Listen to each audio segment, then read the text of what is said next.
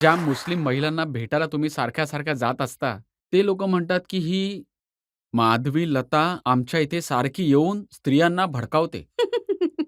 त्यांना सांगते, की घरातून बाहेर पडा. बरं. तुम्ही त्यांना सांगता काहीतरी काम करा. हां.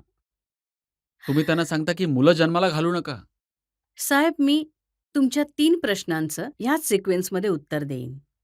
पहिली गोष्ट तर ही आहे, की ज्या मदरसांमध्ये मी जेवण पाठवते, मेडिकल कॅम्प्स फ्रीमध्ये देते. त्यांना औषधं फ्रीमध्ये देतो आम्ही लोकं आणि त्यांना रोजाच्या वेळी, इफ्तारच्या वेळी जेवण पाठवतो आम्ही, ब्लँकेट्स देतो, कपडे शिवून देतो, रेफ्रिजरेटर्स देतो, कपाटं पाठवतो.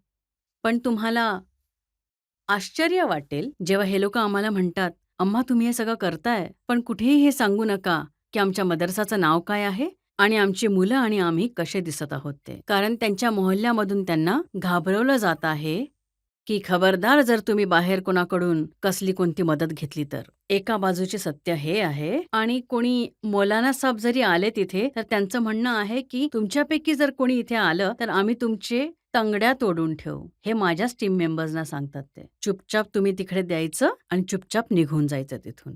आता तुमच्या दुसऱ्या गोष्टीकडे मी येते, की आम्ही स्त्रियांना हे नाही सांगत, की मुलं जन्माला घालू नका. पण हे सांगतो आम्ही त्यांना, की तुम्ही कितीही मुलं जन्माला घाला.